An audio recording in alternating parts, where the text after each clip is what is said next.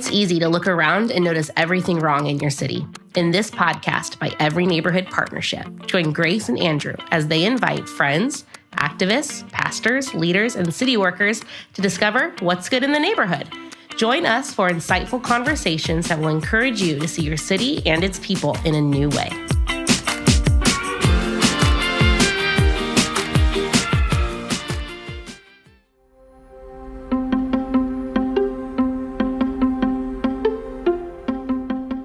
Hello, welcome to What's Good in the Neighborhood. We are in our For the Long Haul series talking about issues that are maybe long-term systemic problems that are kind of hard to wrap your brain around.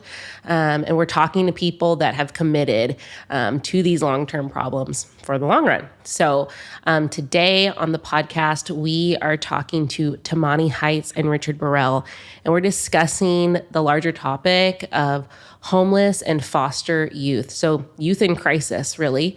This episode is emotional. It's heavy because both of these people, it's not just like pie in the sky ideas to them.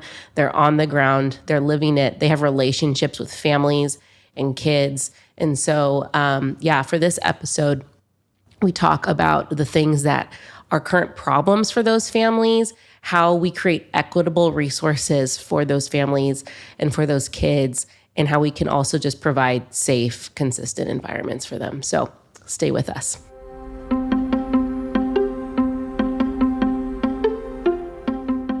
Well, welcome to What's Good in the Neighborhood. How we all doing? How you doing, Grace? I'm doing so great. I'm happy to be here. I'm saying y'all because I got two other folks in the room. We're in our series For the Long Haul, and the idea with this series is really like pulling the curtain back on some big systemic issues in our city.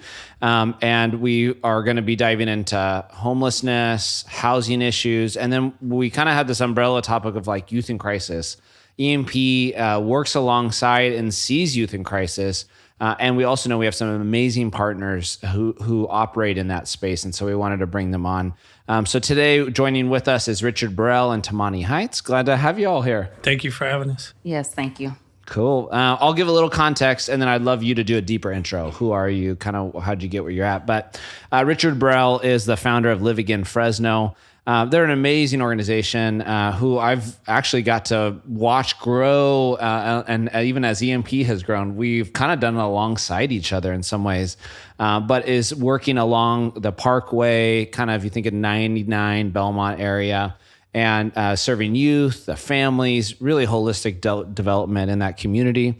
And then Tumani Heights is the title here, right? The social emotional manager and district foster and homeless liaison. All right. So I know her, and that the kind of the program she oversees is called Project Access. But doing amazing work engaging our youth that, are experiencing homelessness, foster, and just thinking about all those social work and all the program and the staff that support and really allow those kids to show up in a way that they want to and have the supports they need as they're coming to the district of Fresno Unified. So glad to have you all. Maybe if you just I kind of given the formal title, but like, how'd you get into the work you're doing? Like, why are you doing it? How'd you get into it? Yeah. So I guess I can start. I have a background in my master's in social work, and I've always had a passion to serve. And I originally started out of high school working at a group home, and my heart, I just was tugged on my heart. And so moving forward, I was also a social work practitioner with the Department of Social Services and Child Welfare. And I really wanted to be more on the preventative side because at that point, it was already kind of too late. And so I really wanted to move forward to say, how can I go into education and change the trajectory and try to alleviate families going into child welfare? And so I started off as a school social worker at Toronis Middle School, then later on was promoted into my current role, which I've been in for 6 years. And my ultimate goal is just to be game changers for the students that face so many inequities and oftentimes are unseen. And so I charge myself as well as my staff every day to show up, if not for us, but for our students. Give us a little context, in the work you all do. How many? 72,000 students in Fresno Unified. How many are kind of in the bucket that you are paying attention to, trying to serve? So within our program, we have currently approximately like 1,300 students that we service solely that is just foster and homeless. But we also help support our students who have encountered the juvenile justice system as well. But we oftentimes just do a warm handoff to the sites because they are not receiving our like total direct support. We more oversee because of the laws that we are governed by in a local education agency to make sure that foster and homeless students are receiving equity in education. And so that is our primary focus, and it's about 1,300 students. Okay. And then you manage that staff. So how Yes. many, like, that's a lot, because, Fresno Unified, what is it? Like, a ton of schools. A ton of places. I think the other day our superintendent Nelson said we have over like 10,000 staff. And so within my area, though, in Project Access, I oversee 29. Okay. And so I have 21 clinical school social workers, 2 academic counselors, as well as some office staff, and then 1 child welfare and attendance specialist that helps supports our students that are experiencing homelessness and having barriers to get. Okay, cool. Awesome. Well, thank you. Richard, how did Live Again come around? Shoot, Live Again came around. So early childhood experiences for me, like my mom brought us I was born in the Bay Area. My mom was running from some people just trying to escape a lifestyle there and moved to Motel Drive, right? Which is not Parkway Drive, but a place that used to exist called Motel Drive. And so like that was my introduction to that place as a child. And then somewhere in my late 20s got reintroduced back to that place. And it was in a deep depression and just like lots of inner work going on within me that I just experienced like all the things that were going on out there for a second time, just through a different set of eyes. And was able to, with help of some really, really good people, like work through that depression, turn my life around, and just start walking in a really good way. And I had never forgot what it was like for a child to live out there. I never forgot what that experience was like. And I never forget what these children go through out there. And so once I got back on my own feet and again walking in a good way, I just knew that there was something that I needed to do. Had no idea what that something was. I am no teacher or preacher or any of those things. What I am is a father with a capital F, and I just got connected with 40 children who lived at this motel. It was called the Fresno Inn. It's now the Clinton southbound on-ramp at 99. I got connected to some kids there. There was 40 children who were living there who had some really big challenges in front of them. Probably one of the biggest was 27 registered 290s who had lived at that place. What does that mean, 290? 290s are sex offenders. Region 1 Parole had placed them there at that time because they couldn't place them in any other neighborhood in the city or probably in the county. So they had placed them at this place, at this motel. And initially, so I'm terrible with names, super bad with names. And so initially I just wanted to show up to figure out these kids' names. I had no idea why I was supposed to be there or what I was supposed to do, but I knew that for sure I was supposed to be there. So I would show up and just sit and kind of wait from direction from God, right? Like, what am I supposed to be doing here? Because I look like every other weirdo camped out in this parking lot, right? So I spent about 20 minutes there and then leave. One day, a kid kicked a soccer ball, I kicked it back at him, and the rest is history, right? We started talking. I knew that it was hot, so they needed some water. Made a commitment to that kid to come back. And so twice a week, I would go back out there. And initially, all I wanted to do was learn these kids' names. But in spending a year twice a week and learning their names, I learned a lot about what was going on in this place. A lot. I learned that, like, for most of the 40 kids who were living there, nobody was home for them when they came home from school, which meant that nobody was there to make food for them, which meant that nobody was there to help them with homework or make sure that they had clean clothes for the next day. And so little by little, we started trying to figure out, like, ways, me and my kids, trying to figure out ways to, like, not necessarily be a dad, but be like a big brother, or uncle, a cousin, somebody who actually could care for them and help them figure out ways to tell their own stories. This, like, don't snitch, don't tell is a very big thing and a very real thing, especially in communities like that. And so figuring out ways for these children to be able to tell stories that wasn't considered snitching or anything like that. We did that through art, and we did it through music. And it was really, really impactful. It was really inspiring for these kids, and it was really helpful for us to be able then to figure out, like, how do we create a network throughout other institutions and resources that were available to get help that these students actually needed. So 12 years later, it's a nonprofit. Yeah. I mean, that's not that simple. Well, I mean, here's the truth to it is that for the first 2.5 years, like, nobody really believed in what we were doing. Yeah. Nobody could see it, which is cool, I guess, right? But it was like a lot of time, a lot of money out of my own pocket. You want to talk about, like, actually building trust with the community. When a community understands that, like, nobody is coming to save us because nobody sees us, and even if they do see us, they don't care, right? I sat one day, so we have water balloon fights out there often, and I sat at the driveway to a parking lot soaked. I mean, just totally soaked, shoes soaked, everything. And I was grateful for what had happened in this moment. I felt like a child. I was tired. I was getting chased all over a parking lot. I was soaked and I was hungry. And I watched all these cars fly down the 99. And in that moment, I was a child who was tired, who was wet, who was hungry, and not one person stopped to see if I was okay.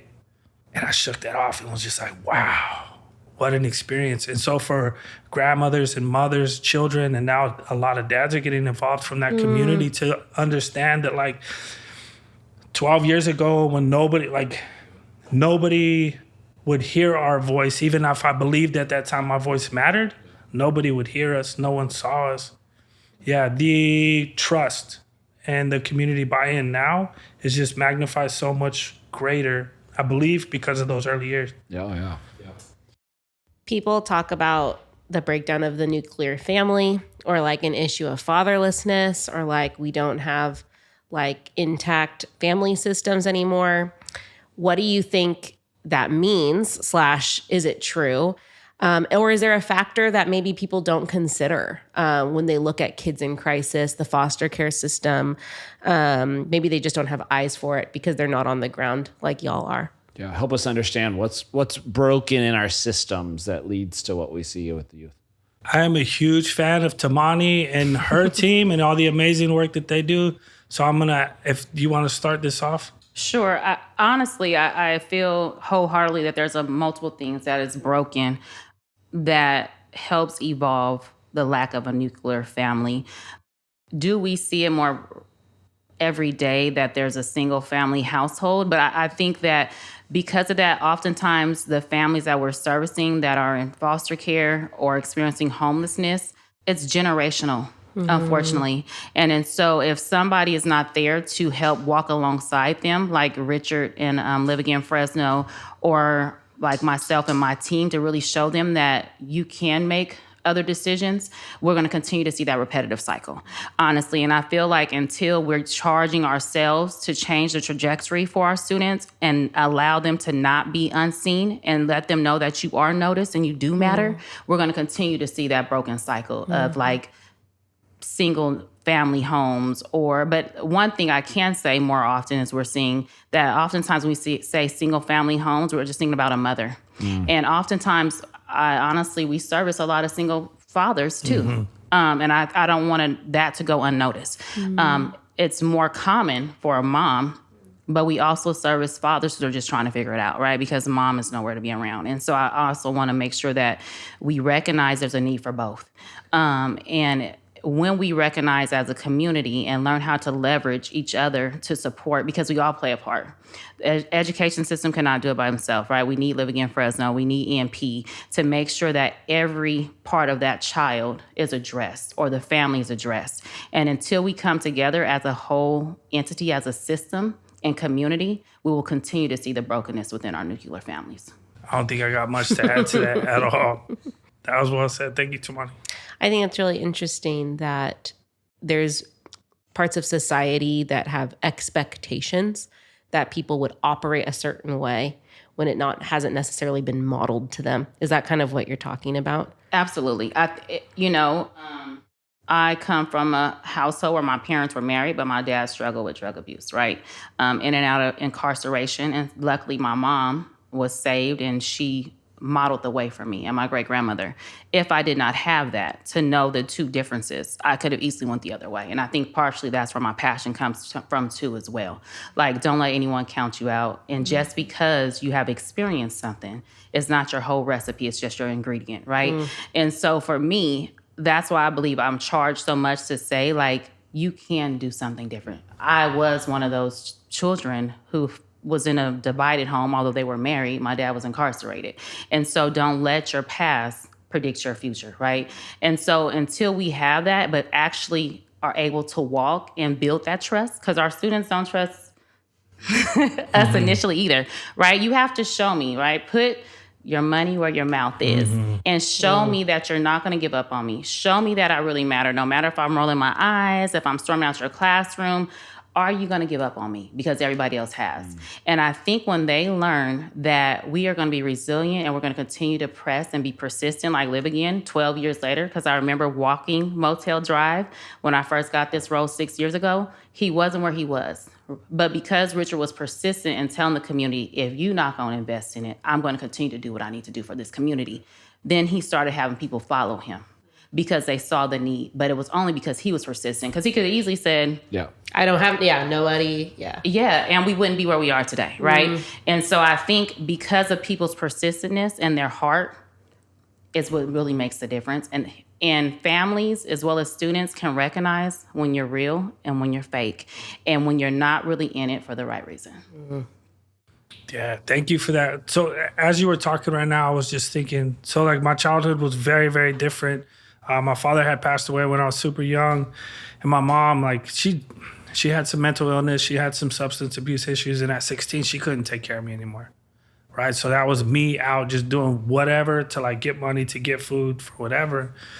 And I grew up in an era where heavy in the gang culture. Right. But the motto was each one teach one. So I always had like big brothers, or we called them factors, right? Guys who were out doing other things, but they like really imprinted these morals in these way of like caring for it. It was a family, right? It was distorted, but it was a family. And so one of the things Living in Fresno operates a community space which facilitates an after-school program inside of that space. There are 430 students who are enrolled in this after-school program. I think it's like 72% of the students who are enrolled there don't have a connection with their father or don't know who their fathers are. 17% of those kids, their mothers are involved in sex work, right? And so just understanding, you had mentioned absentee fatherism. Well, that can be a factor, and it does create this father wound and this father hunger inside this young person. However, if we start to empower our young people, our young men, like 5th grade, 6th grade, 9th grade, if we start to empower them and develop, maybe it's not this each one teach one type thing, right? But it's something very similar to that, saying like, hey, you have the power right now to help make sure that the person standing next to you graduates high school with you, right? That like you guys are successful, whatever success means to you. Like together we have the power to like lead each other in a good way. And sometimes that alone, you showing up for me every day, us sitting down, eating meals together, right? Us sharing space, creating safe places. Sometimes that fills that father wound just enough to where we can continue walking forward, and we're not getting caught up in gang stuff, and we're not getting caught up in drug addiction or any of the other things that are going on. And so for me, like that is one of the most powerful things out there. I am not out there to be like take the place of somebody else's father, right? Because I'm not that. But what I can be is a good example to the young men around me of like how we should lead, because we are all leaders and we are always leading, sometimes in the right way, sometimes in the wrong way, right? But we are always leading. And so to be able to teach these young men that, and these young women that as well, right? Like, yeah, that's powerful to me. What I hear and what you all are saying, and I think what happens is we like to place blame. And so we even can blame the youth and say it's their problem or that's that neighborhood. You're saying it's a community problem and it's a community solution. Like community will rebuild.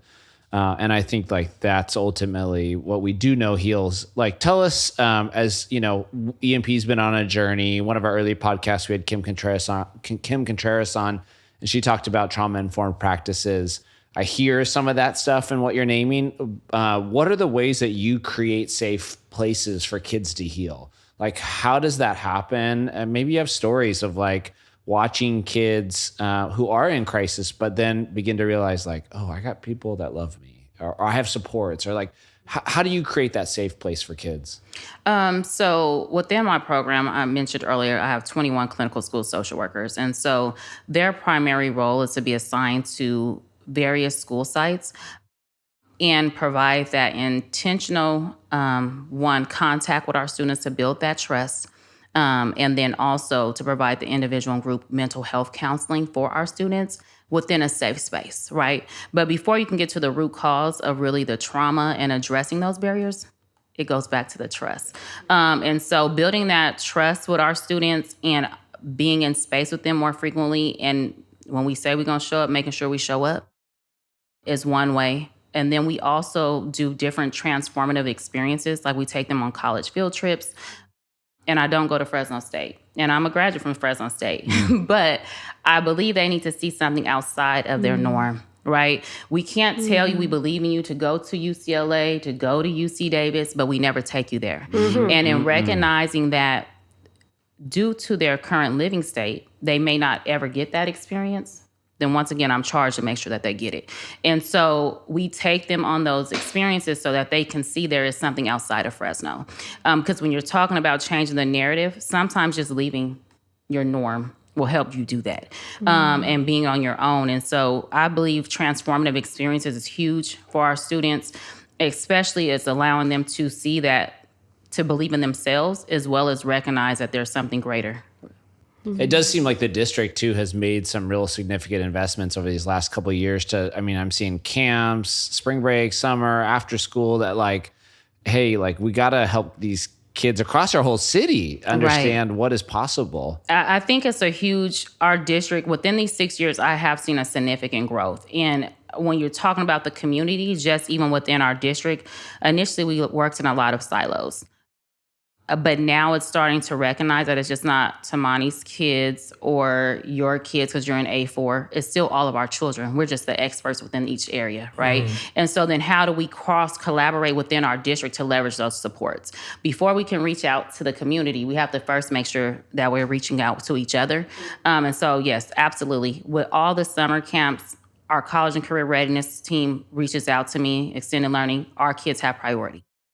And so that has been a significant benefit because oftentimes I don't think people realize our students that are unhoused, where are they, right? Our district over the years, and I think COVID taught us a lot, we make sure that meals are getting provided, right? Because we recognize and we had to reflect that, where are they? Are they eating, right? And so sometimes those are things that we take for granted. Because we're very blessed and fortunate to have that. So when I go home, I'm not thinking about what's my next meal, but my students are. And so when we start recognizing and putting ourselves and walking through people's shoes, I think it just changes the trajectory of a different level of empathy. And so as a district, we have definitely, within these 6 years, I can say, have made improvements to move the needle and recognizing that there's different needs for various students. Dang. Yes. Yes. Fresno Unified is doing Tumani and your team, Dr. Ricks, Sochi, Myra Nettie. Like, you guys are just doing an amazing job. And our students know that they can trust you.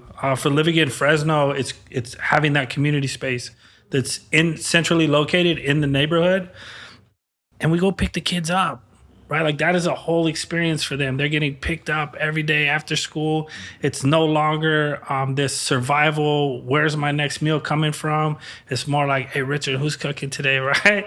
Because like their basic need is being met. They know that there's going to be food. It's all a matter now of like, whose food I like the best. we our staff got a tour the other day of the building, and one of the sweetest things I saw was they talked about how, when kids have their birthday, they get a special cake. And so we went into the break room and you saw 3 cakes there with their name on it. And these are, and each had a different theme.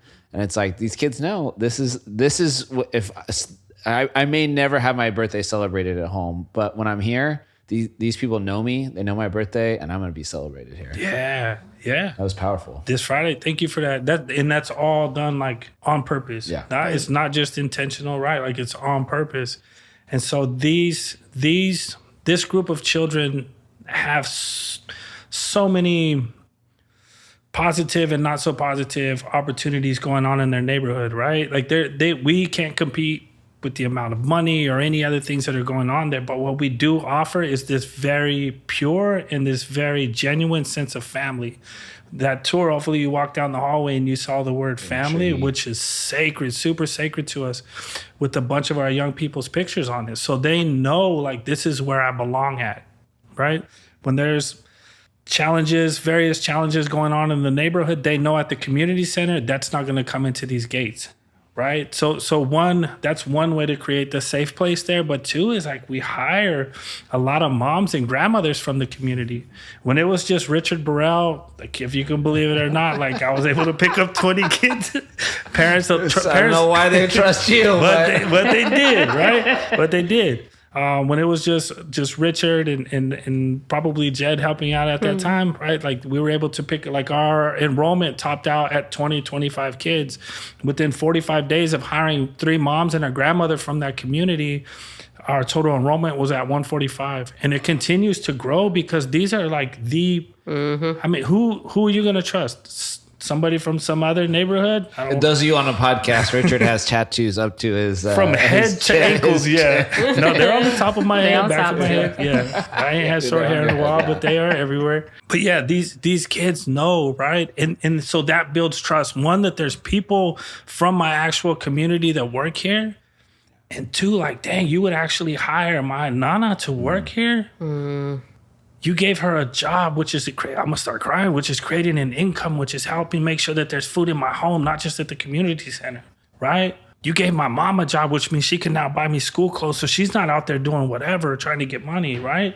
This like inspires the kids because that entire neighborhood is transactional. Everything is hustle. Everything is money.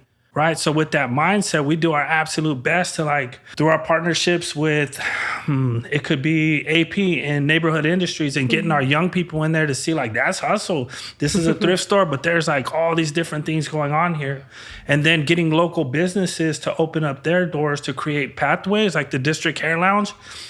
Juliana's in there opening her doors, letting kids come and sweep the floors and learn about, like, what does it take to be, for our young women who want to cut hair and do hair in like clipper cuts, right? And fades and all that in a mostly male dominated field, but they're passionate about it.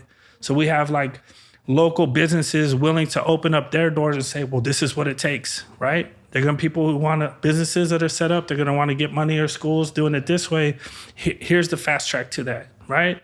So these are ways, like multiple ways that we let young people from our community and their families know, like, this is a safe place here. And then making sure that we take lots of trips. Our entire summer is just booked out. We're going like Universal Studios, the water park, whatever else, right? Because unfortunately you will have, and maybe there's teachers listening to this podcast, I hope so, but it was my experience not so long ago, before the pandemic, sat in the classroom and heard a teacher ask a bunch of students, hey, what was your summer like? Right. And so for the student that I sat in with, because he was just having a lot of anxiety, and I was asked, like, hey, can you sit in with them? For that kid, it was just like head down. I didn't do nothing but play in a motel parking lot. And so we took that experience, discussed it as a team, and was like, man, how do we like just pack this summer out? How do we make sure that it's not just like fun stuff going on, but there's actually learning opportunities that are built into this, and team building opportunities that are built into this? Yeah. That's very powerful. And I just kind of want to piggyback, because I don't think Richard understands the significance of the model that he developed when you're talking about hiring people from the community. Because yes, it shows that there's a different way, but it's also providing job skills that potentially they never had in a positive light, right? And on top of that, then you're building your resume. So then you can go outside somewhere else and look. And then you're showing your kids, when we're talking about modeling, that there's other ways outside of what you've seen me do. And I think just that model alone is amazing. I admire a lot of work that Richard does, but I think our community doesn't understand the significance of that model. And when we're looking at changing the trajectory for our families within the community, how something like that, if we would take it and put it on a larger scale, can change it alone. We talk a lot about asset-based community development. Like, it recognizes there's assets. What you said is there are assets in this within neighborhood. the community. These moms, they can mother, they can create space, a meal. They know how to do this like in their sleep, right? And now that's a skill. That is a gift. If you look at my arms right now, I have goosebumps all over me. I remember the very first time. So even opening up that community space, we set all of it up in a way that the community thought they were just going to come hang out in this building, the adults, right? And so we asked them, come eat food with us, come hang out with us. Because when you ask them, which I often did, hey, who are you? What are you doing? I'm just a mom. I'm just a mom. Just a mom, yeah. So what we did was like share a meal together and had some folks that came in. So what is it like? What goes into being a mom? What does that look like on the day to day? And then start to list those strengths, right? And those skills in the form of a resume. That's right. Right? So then they had this resume. And so the next day was actually like sitting down with coaches and doing a mock. So if you were a 30-something-year-old who had never had an interview, right? Like, so what would you say in an interview? If I was to interview, I don't know, I would never show up. Well, let's just pretend. Let's just pretend, right? So it's just Rich and the team, whatever. Ain't nobody important. So they're sitting there and we're doing these mock interviews. And then we talk to the folks that are there like, hey, so here's the vision. You all have been here participating in this 2-day, 3-day thing. We just shared some good food. We talked about vision for this place. So here's the fulfillment of this vision. That this community center would be staffed by people who are actually from this community. What? So tomorrow we're gonna have actual interviews for the jobs. Here's the job description. This is what it looks like. If you feel like showing up tomorrow, I won't be here because like this is my community. Like, I love you all. I done spent the last couple of years with you. There's gonna be other people who are here doing panel interviews. If you believe in this vision, which we've talked about, right? Show up. Mm-hmm.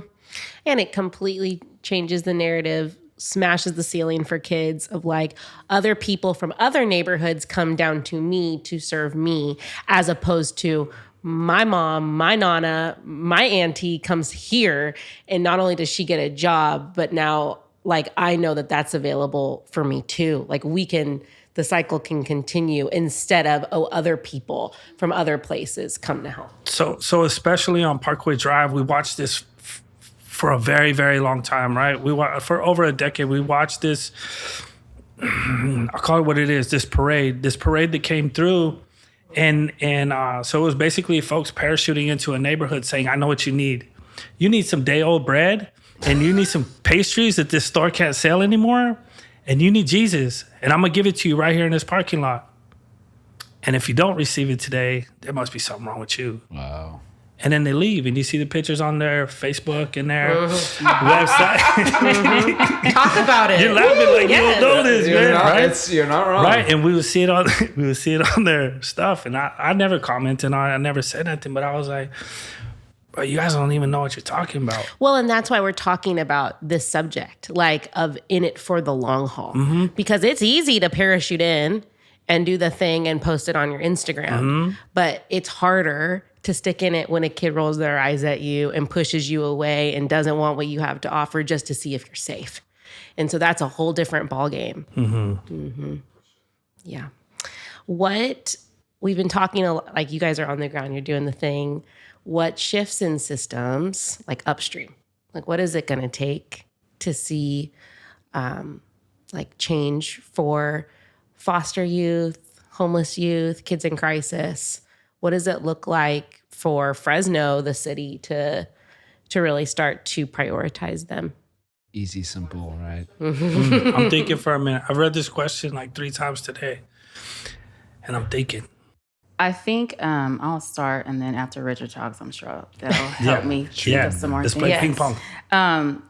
I think initially, like, I don't have the answer for that. But I think if we start just doing the small things, I think within these last within these last 2 years, really working closely with our community, and other large community organizations within our network improvement community has made me even a stronger believer if you have the right people in the room, change can happen. And so in seeing that, like within the third largest district in California, and DSS, Fresno County Child Welfare, which is also another large system, and us and the judicial system and community partners able to really come in the room and say, what do we need to do to change the narrative for our students within foster care within Central Valley? And to see the change and the commitment from everybody to be on board, to recognize that we all play a piece of the puzzle to make it a puzzle, right? Has been a game changer for me. Because initially when I said I would do it, I was like, under one condition. If we're gonna do it, we need to do it. Because I'm like Richard, I'm not about the talk. I'm not even about the awards, right? I'm about the work. And I think everything But she else, got those awards, y'all. She does got those awards. She did get Educator of the Year. Just gotta throw that in. Yes, but I think because of the work, right? Yeah. And so I think when you start recognizing the power within yourself to be persistent and to change, and then to leverage additional resources and support, because EMP and Live Again has been a huge support of Project Access students before we even got to these 2 years, right? So if we continue to build upon that, and in a system that is as large as an educational system, I think you have to also look at state laws. And are they aligned with really what's going on within the educational system? Because there are laws that is mapped out for students that are experiencing homelessness, McKinney-Vento, and there's laws for children within foster care, AB 490. But are we aligned to really look at the additional equities? And then I think in the system, we have to look at, are we then creating some of those systemic barriers for our students? Because some of that is on us, right? So how do we maneuver, even though the law may not call that out, to say, this is what our students need? I think it's significant. And so having those right people in the seat to have those hard conversations, because they're hard, and challenging our teachers to recognize, know your community within your classroom. Because you can impact a student by just not knowing them by what you say. And so prime example, what Richard said, every student doesn't get to go to Disneyland, right? If they're not linked to a wonderful program like Live Again, or do not have that experience or the resources. And so you have to be mindful of that when it's meant for good, but it can hurt, because I didn't do anything but play on a broken basketball court on Motel Drive, right? And so as a kid, I'm not going to share that, because then I'm embarrassed when you're hearing everybody else say what they've done. And so I think when we start really paying attention, and I'm big on data, but I'm not big on data, because I'm like, there's importance of quantitative and qualitative, because behind every number, there's a story. And so when we start recognizing that the student is just not a number, but they have their individual unique story, I think that will start changing the narrative. I always appreciate hearing Tumani speak. The question was shifts in our systems, cities, cultures. Yeah. How do we get upstream? Mm-hmm. So I want to just call out that the NIC meetings that we're a part of. What is NIC? Network of Improved Community. Mm-hmm.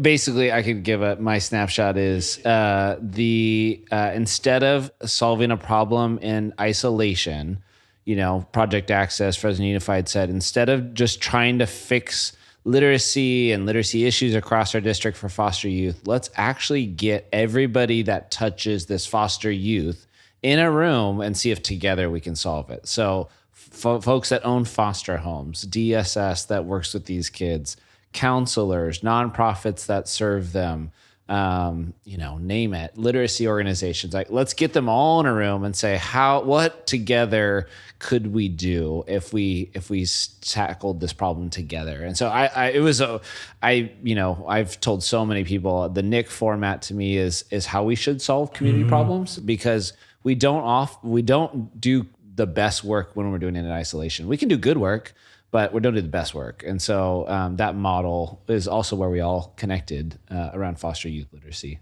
All of those groups that you mentioned, and Honorable Judge Dolis, Public Defender's Office, Juvenile Probation, right? No, like, 'cause I feel like all that's important to call out because it's this entire system that touches this child. And the sharing of information that happens in those, I don't think that that's happened before, right? So that is powerful, very powerful. And then also the power of our stories, to be able to like walk into a NIC meeting and be handed a microphone by Linda Gleason and say, Richard has something to share on his heart. I was like, you probably shouldn't have given me that microphone. And I shared this story of this little girl who was taken into foster care, and I went to go read in her third grade classroom, and she broke down crying because being placed in a foster home meant that she was no longer allowed to come to program. So it was one thing to be taken from her mom, right? To be separated from her mom, but she was then taken from family as well. So this upset her stability. This took away from culture, right? And this little girl cried, and I'm telling this story in front of, I don't know how many people's at that NIC meeting, but I'm telling this story of this third grader laying on the ground, shaking, crying, saying, I'm family too. Why can't I go to program? And then walking directly into this meeting across town and being told, sharing this story in front of the people who actually have the power to make sure that this little girl gets to program and that this doesn't happen anymore, right? Little girl was able to come to program. Like 2 weeks later, it was a very tearful reunion. It was beautiful. Mm-hmm. But what I'm talking about is like sharing, having access to information that's super important. And I love that there's so much data that's shared in those rooms. But then it's also access to stories, right? So the cultural things that need to happen within at least Parkside, Jane Addams neighborhood is understanding I am not the voice for anyone here at all. Like, you have your own story. You have your own voice. Together, we're going to go find places to share these stories because they are impactful and they are powerful. They are powerful. So like culturally, those are the things that need to happen for folks to may have been overlooked or felt that their voice didn't matter. For the moms who showed up to those interviews, right? You hear them talk today and it's like, yeah, no, that's where I was. Let me tell you about who I am today, though. Let me tell you about the good things that we do in this neighborhood and the partnerships that we have with EMP, starting a Saturday sports thing up again at Adams, or going to trainings, or all these different things, right? That is impactful, and those shifts need to happen for sure. What I continue to see this cycle, and it feels like I should have had this realization 10 years ago, but we create safe place for people to heal. We help them find their story, and then we see that transformation in our city. Whether it's with our organization or they go to some other organization, I watch these powerhouses, but they had to heal. They had to discover the story within them that they're a part of, and then I watch them just change our world, right? And so I see you all doing that. Yeah, and I also hear like there is chaos and brokenness for these kids. If we can just create something that they can count on, that doesn't get pulled out from underneath them, that we become, like, if we can become that consistency, then we're providing just at a foundational level the ability for them to go to school, learn, dream, imagine. Like, if we can get them to just a place of just being able to exist and not be afraid of existing or how they're going to, then we can make real change. But to see I don't want to say but, and also to see the beauty in the brokenness. Yes. Mosaics are beautiful, right? Mosaics can be like incredibly beautiful. And so to help folks understand that, like, yeah, for Richard, right? Richard's childhood was pretty traumatic and pretty broken, but there's beauty in that as well. And out of that brokenness comes healing for somebody else, and then for somebody else, and for somebody else. Yes, thank you. That's so important. So 2 more questions, and then 2 more as we wrap up. One, I think we're asking folks this question. It's you experience, I mean, there's the word of like secondary trauma and all that stuff. You experience tough moments with people. How do you find joy in this work? Like, what keeps you going as you serve these kids? And then would also love to hear how we can get connected, or what resources, what would you point us towards? So, let's start with... I just listened to Tumani sing. I don't know if you guys have ever heard sing or not. Yeah. I have not heard this. Just play the soundtrack. Let's go. Yeah. I had that. Let's cue that up. I'm sorry, Tumani. It's too late. You get up there on Sunday at church? Oh, no. Pastor Jay, you up? Pastor Jay, he doesn't want me up in the choir. So I think for me, what keeps me truly going is continuously searching my why. why did I start what I'm doing, right? And the need for it, as well as I always tell my staff and myself, if not me, then who? And so that alone keeps me motivated to stay persistent. And then ultimately, like, change has been slow, but it's occurred.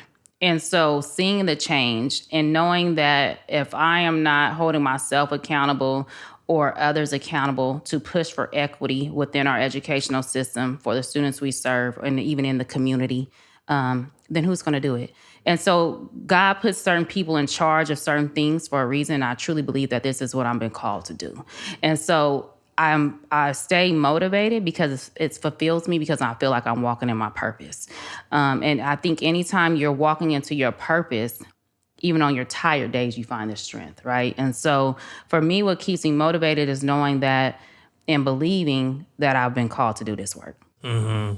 I think, I'm sorry for that, Tumani. I think, so for me, it's beautiful. Like last night, I got to see Dr. Ricks and our entire, like... Who's Dr. Ricks? Oh my God. I never call her by her first name. You said her name a couple of times. Dr. Ricks. Dr. Ricks. I need to meet Dr. Ricks. You don't know. She is the founder of the nonprofit organization, I Am Valuable. Oh, she used to be here at the office, actually. Absolutely. She also works within our district, but she is very phenomenal. She has her own story as well. And so her story, as Richard says, the mosaic, and I say a recipe, right? She has a lot of different ingredients that made up her recipe. And so I think when we bring all of our ingredients that has helped define our recipe, that's when you're able to walk into your truth and be the amazing people like Dr. Ricks or Richard, right? And so that is who Dr. Ricks is. Mm-hmm. Yeah, I don't think I could sum up who Dr. Ricks actually is, like, in this short time. But anyways, we was at Roosevelt graduation last night. We were probably screaming louder for her, like, to get her attention. Edison. Or as loud for her as we were for the kids who were graduating, right? But like seeing our young people graduate from high school, I got a Roosevelt graduation tonight I'm going to, but seeing our young people graduate and then actually have career paths in front of them, right? They're not wondering like, am I going to go to jail like my brother, right? For our kids today who are in the program, like they're like, oh no, as soon as graduation's over, next week I got to go to this school to do this. Like they already have a path set up in front of them, or they're enrolled at City or whatever else is going on, right? Like that brings me joy, knowing that they're not caught up in whatever's going on in the neighborhood, that they have, even if it's not the clearest path in front of them, it is a path that's in front of them. Like that brings me joy for sure. For sure. So good. Thank you guys so much. We could go on and on for a long time. Yeah, it brings me a lot of joy to hear that, this could be so overwhelming. There's probably people who don't touch this work every day. It's like, where do we even begin? And it is inspiring to hear each of you be like, I know exactly where to begin. And like, what are some simple steps? So maybe even as we close, how can people get involved? What are some next steps if someone's listening to this podcast and goes and says, that's my passion, but I have no idea where to even begin? Within our organization, for one, we are always accepting donations. And so if anyone ever wants to donate to the students that we service or the families that we service within our program, they can always contact us at Project Access. Our phone number is 457-3359. I am on the district website as well if they want to look us up to kind of see more about the details that our program does and services, or more importantly, if they know that there's a family out there that needs our support and their students are unhoused or in foster care potentially. I think the strongest thing is just knowing the resources and bringing the awareness to the community. When Richard first started at Live Again and when we first met, actually, it was because there was a student he recognized that wasn't in school, right? And so we were able to partner together. And I'm like, wait, I need to do more than just enroll the student. The student's in a motel. So we need to make sure that they have all the right resources. And when they show up to school, they feel comfortable at school. Wow. And so... because those gaps are not always identified, right? Right. It's not like it's just a magic formula. It takes community seeing the gaps. To seeing the gaps, yeah, because we're not always around. We are housed at, we're educational, so we don't all we hear, but our community is actually our eyes. And so oftentimes, like, if you just know of a family that is experiencing that or needs support, they can always reach out to our office. And if we're not the right office, we definitely can help navigate them to the correct person for that support, because our ultimate goal is to make sure that every student is in their seat so that they can reach their academic achievement, right? And so for me, I'm always open for conversations, volunteers, and donations to continue to service our families. What are the donations that Project Access would be asking for? We accept everything from hygiene to monetary donations. The past few years, we have done for Homeless Awareness Month, we do like a basketball camp. We also do for Foster Care Awareness Month, we do a soccer. And all those proceeds, because I was like, we need to start sending our seniors off with a little bit of financial resources. And then I think we take for granted too that oftentimes our students that are accepted to college, because we had over like 20 some students that's going to CSUs and wow. But you have to pay those housing fees. Yeah, That's real. Yeah. Right? And so they have to have those twin sheets for their dorm. And so recognizing the need and when we're highlighting the importance of post-secondary, are we equipping them with the things they need for the post-secondary, or are we already creating another barrier for them? And I never want to be like, boom, we're done with you. And so I always say we are family.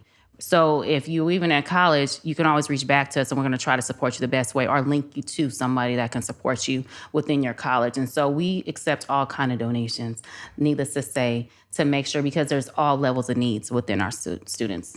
That's a good picture. I just, picturing, my parents taking me to IKEA or whatever right before I move in. That ain't happening, right? That makes me emotional, actually, that there are kids that have got the dream. They're going. They did the work. Yes, they did the work. And that's okay. I'm going to stop because I'll cry. Go ahead. Crying is good. Yeah. So there's a website, livinginfresno.org. There's Instagram. There's Facebook. You can always keep like a really good eye on things that we're doing. There's always content on there. Some of it's way out, but it's always on there. It's fun. By way out, I mean super funny.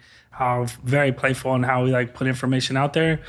We're always looking for donations, specifically like arts and crafts stuff. A lot of the learning that we do, whether it's academic support or social emotional, is always tied to some type of like art project or something. Yeah, for sure. It's super important. And then there's on the website, livinginfresno.org, there's a tile on there that you click, a link that you click for volunteers. There should be a form on there. There's a phone number. The phone number on that website is actually my personal cell phone. So call it, say what's up, come out and volunteer. No. Good. One other plug I'll also make is that Richard is on our drive tour. So if you do the new drive tour or every neighborhood drive tour, one of the stops we take you, Richard kind of guides folks along Parkway Drive and then into the center. So, that's a great, very powerful time to kind of see and walk through that. Yeah. One last thing that I want to make sure that I just put out there is June 22nd. The organization Pink is hosting a gala that will benefit Living in Fresno. That information is on our website as well. It's on our Instagram. Buy a table, buy a ticket, come out and show support in that way. I'd really appreciate that. Well, thank you so much, guys. I think as I think about the type of leaders I want in our city, you two are those leaders. I just thank you for your like deep purpose, passion, calling. Like this is beyond jobs. This is like life. I love the recipe analogy. And like together really feeling like, man, all of us, we're going to make a great stew, as we throw in our stuff to like help our kids. So thank you for what you do, and glad to serve alongside you. Thank you. Thank you. Thank you, guys. Happy to serve alongside you too. Yeah. Thanks for tuning in. If you want to find out more about EMP, you can visit us at everyneighborhood.org or follow us at EMP Fresno. Every Neighborhood Partnership and this podcast exists to activate, equip, mobilize, and transform here in Fresno and beyond. If you liked what you've heard, please share and review what's good in the neighborhood wherever you listen. We'll see you next time.